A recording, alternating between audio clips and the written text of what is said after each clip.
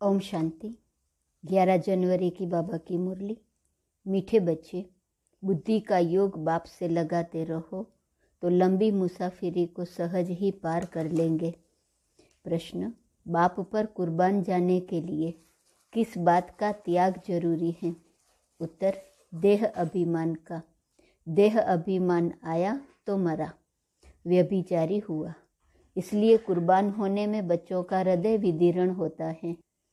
जब कुर्बान हो गए तो उस एक की ही याद रहे, उन पर ही बलिहार जाना है, उनकी ही श्रीमत पर चलना है।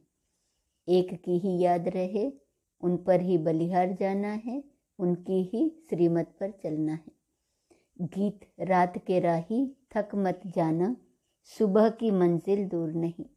ओम शांति। भगवान उवाच, भगवान अपने बच्चों को राजयोग और ज्ञान सिखला रहे हैं। यह कोई मनुष्य नहीं। गीता में लिखा हुआ है, श्री कृष्ण भगवान उवाच। अब श्री कृष्ण सारी दुनिया को माया से लिबरेट करे यह तो संभव नहीं है। बाप ही आकर बच्चों प्रति समझाते हैं, जिन्होंने बाप को अपना बनाया है और बाप के सन्मुख बैठे हैं। श्री कृष्ण को बाप नहीं कहा जा सकता। बाप को कहा जाता है परम पिता, परम धाम में रहने वाला। आत्मा इस शरीर द्वारा भगवान को याद करती है। बाप बैठ समझाते हैं कि मैं तुम्हारा बाप परम धाम में रहने वाला हूँ। मैं सभी आत्माओं का बाप हूँ। मैंने ही कल्प पहले भी बच्चों को आकर सिखाया था कि बुद्धि का योग मुझ परम पिता से लगाओ। आत्माओं से बात की जाती है। आत्मा जब तक शरीर में न आए तो आँखों द्वारा देख न सके, कानों द्वारा सुन न सके। आत्मा बिना शरीर के जड़ हो जाता है। आत्मा चैतन्य है। गर्भ में बच्चा है, परंतु जब तक उसमें आत्मा ने प्रवेश नहीं किया है तब तक चुरपुर नहीं होती। तो ऐसी चैतन्य आत्माओं से बाप बात करते हैं। कहते हैं, मैंने ये शरीर लॉन पर लिया है, मैं आकर सभी आत्माओं को वापिस ले जाता हूँ। फिर जो आत्माएं सन्मुख होती हैं उन्हों को राजयोग सिखाता हूँ। राजयोग सारी दुनिया नहीं सीखेंगी। कल्प पहले वाले ही राजयोग सीख रहे हैं। अब बाबा समझाते हैं, बुद्धि का योग बाप के साथ अंत तक लगाते रहना है, इसमें अटकना नहीं है। स्त्री पुरुष होते हैं तो पहले एक दो को जानते भी नहीं हैं। फिर जब दोनों की सगाई होती है, फिर कोई 60-70 वर्ष भी इकट्ठे रहते हैं तो सारी जीवन जिस्म को याद करते रहते हैं। वह कहेंगे यह मेरा पति है, वह कहेगा यह मेरी पत्नी है। अब तुम्हारी सगाई हुई है निराकार से। निराकार बाप ने ही आकर सगाई कराई है। कहते हैं, कल्प पहले माफिक तुम बच्चों की अपने साथ सगाई कराता हूँ। मैं निराकार इस मनुष्य सृष्टि का बीज रूप हूँ। सभी कहेंगे यह मनुष्य सृष्टि गॉड फादर ने रची है। तो तुम्हारा बाप सदैव परम धाम में रहते हैं। अभी कहते हैं मुझे याद करो। मुसाफिरी लंबी होने कारण बहुत बच्चे थक पड़ते हैं। बुद्धि का योग पूरा लगा नहीं सकते। माया की बहुत ठोकरें खाने से थक पड़ते हैं, मर भी पड़ते हैं, फिर हाथ छोड़ देते हैं। कल्प पहले भी ऐसे हुआ था। यहाँ तो जब तक जीना है तब तक याद करना है। स्त्री का पति मर जाता है तो भी याद करती रहती है। यह बाप व पति ऐसे छोड़कर जाने वाला तो नहीं है। कहते हैं, मैं तुम सजनियों को साथ ले जाऊंगा, परंतु इसमें समय लगता है, थकना नहीं है। पापों का बोझा सिर पर बहुत है, वो योग में रहने से ही उतरेगा। योग ऐसा हो जो अंत में बाप व साजन के सिवाय और कोई याद न पड़े। अगर और कुछ याद पड़ा तो व्यभिचारी हो गया। फिर पापों का दंड भोगना पड़े। इसलिए बाप कहते हैं परम धाम के राही थक मत जाना। तुम जानते हो मैं ब्रह्मा द्वारा आदि सनातन देवी देवता धर्म की स्थापना कर रहा हूँ और शंकर द्वारा सभी धर्मों का विनाश कराता हूँ। अभी कॉन्फ्रेंस करते रहते हैं तो सभी धर्म मिलकर एक कैसे हो जाए, सभी शांत में कैसे रहे, उसका रास्ता निकाले। अब अनेक धर्मों की एक मत तो हो नहीं सकती, एक मत से तो एक धर्म की स्थापना होती है। वह सभी धर्म सर्वगुण संपन्न संपूर्ण निर्विकारी हो, तब आपस में क्षीरखंड हो सकते हैं। राम राज्य में सभी क्षीरखंड थे, जानवर भी लड़ते नहीं थे। यहाँ तो घर घर में झगड़ा है। लड़ते तब हैं जब उनका कोई धनी दोरी नहीं है, अपने माता पिता को नहीं जानते हैं। गाते भी हैं तुम माता पिता हम बालक तेरे, तुम्हारी कृपा से सुख गनेरे। सुख गनेरे तो अभी है नहीं, तो कहेंगे माता पिता की कृपा नहीं है। बाप को जानते ही नहीं तो बाप कृपा कैसे करे। फिर टीचर के डायरेक्शन पर चले तब कृपा हो। वह तो कह देते सर्वव्यापी हैं, तो कौन कृपा करे और किस पर करे। कृपा लेने वाला और करने वाला दोनों चाहिए। स्टूडेंट पहले तो आकर टीचर के पास पढ़े, यह कृपा अपने ऊपर करे, फिर टीचर के डायरेक्शन पर चले, पढ़े, फिर डायरेक्शन पर चले।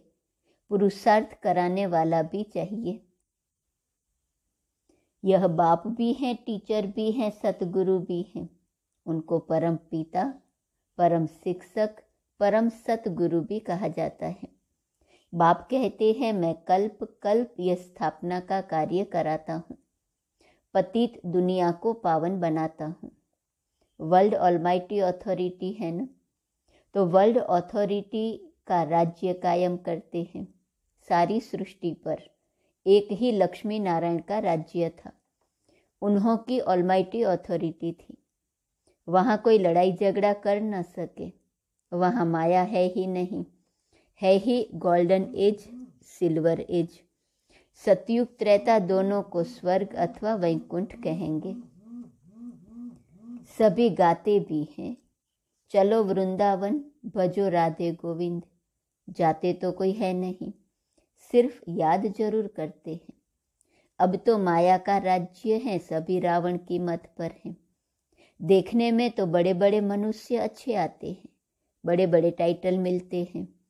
थोड़ी जिस्मानी हिम्मत दिखाते हैं, वाछा कर्म करते हैं तो टाइटल मिलते हैं।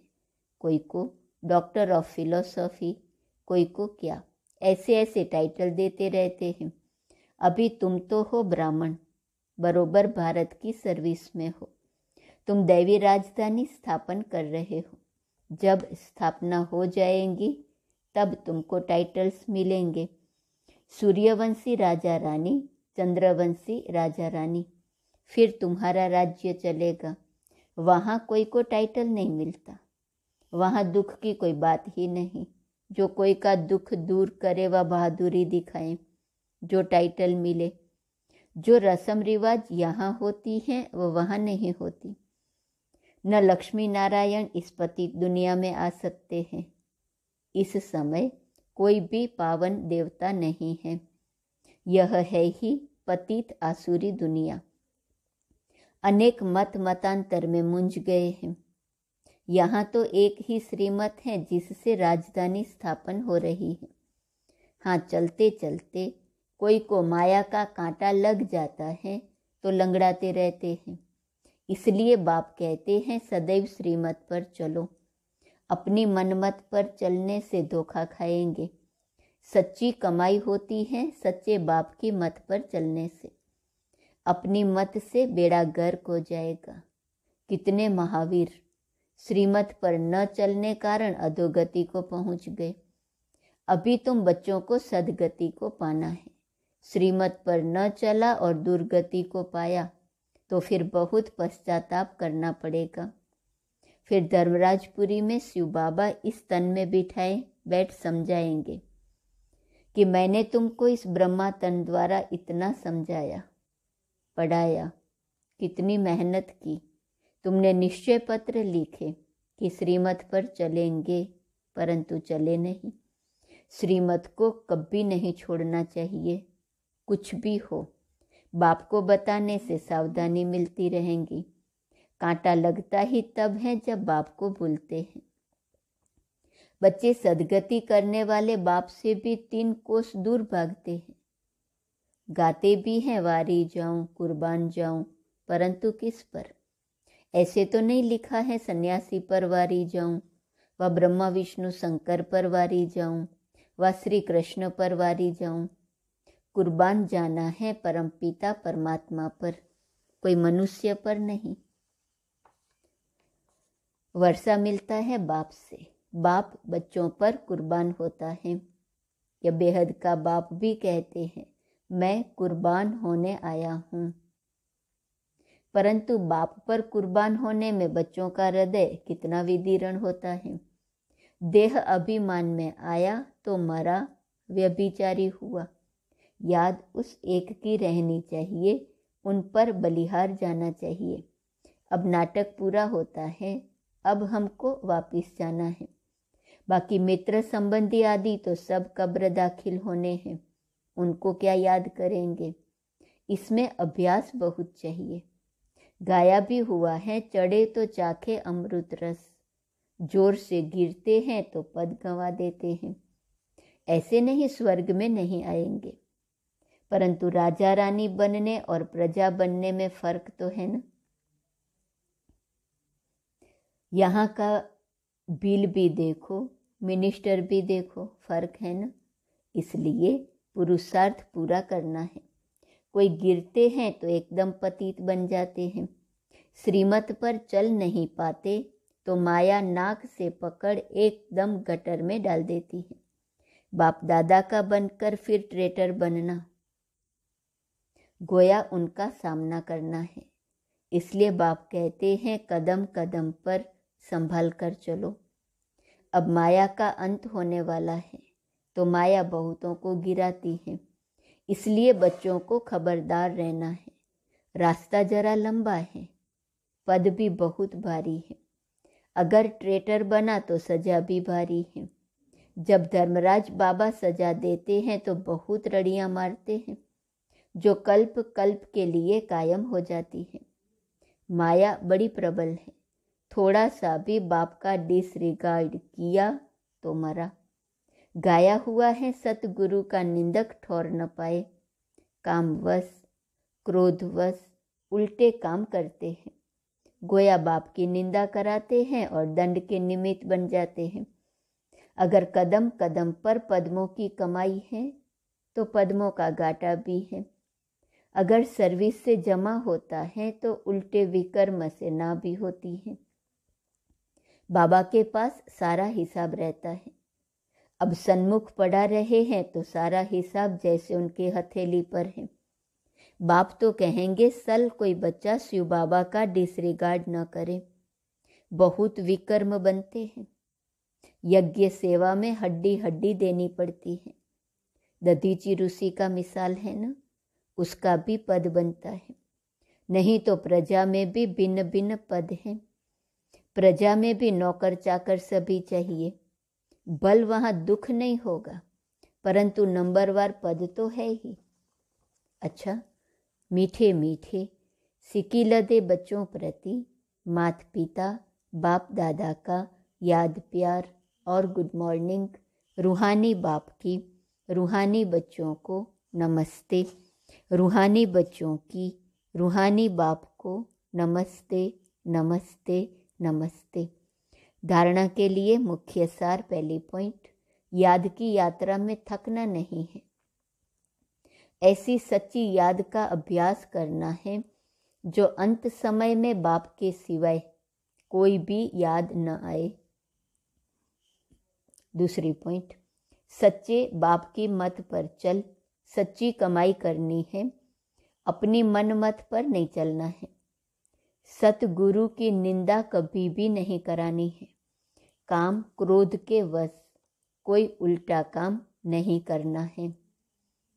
वरदान, संकल्प शक्ति द्वारा हर कार्य में सफल होने की सिद्धि प्राप्त करने वाले सफलता मूर्त भव। संकल्प शक्ति द्वारा हर कार्य में सफल होने की सिद्धि प्राप्त करने वाले सफलता मूर्त भव। संकल्प शक्ति द्वारा बहुत से कार्य सहज सफल होने की सिद्धि का अनुभव होता है। जैसे स्थूल आकाश में भिन्न भिन्न सितारे देखते हो, ऐसे विश्व के वायुमंडल के आकाश में चारों ओर सफलता के चमकते हुए सितारे तब दिखाई देंगे जब आपके संकल्प श्रेष्ठ और शक्तिशाली होंगे। सदा एक बाप के अंत में खोए रहेंगे। आपके यह रूहानी नयन, रूहानी मूर्त दिव्य दर्पण बनेंगे। ऐसे दिव्य दर्पण ही अनेक आत्माओं को आत्मिक स्वरूप का अनुभव कराने वाले सफलता मूर्त होते हैं। स्लोगन, निरंतर ईश्वरीय सुखों का अनुभव करने वाले ही बेफिक्र बादशाह हैं। निरंतर ईश्वरीय सुखों का जो अनुभव करते हैं वह बेफिक्र बादशाह हैं। आज का स्वमान है, मैं बेफिक्र बादशाह हूँ। चिंतन, अपनी सर्व जिम्मेवारियां बाप को समर्पित की हैं। बेफिक्र स्थिति क्या है? योग अभ्यास, बाबा ने मेरी सब जिम्मेवारियां ले ली हैं। बाबा को दे रही हूँ नहीं, ये अनुभव करेंगे। सर्व जिम्मेवारियां बाबा ने ले ली हैं। सर्व शक्तिवान बाप साथ हैं, उनकी सर्व शक्तियां प्राप्त हैं। करावनहार की स्मृति से सदा बेफिक्र की स्थिति का अनुभव करें। इसी श्रेष्ठ स्थिति में बैठकर आत्माओं को चिंता मुक्त बनाएं। ओम शांति।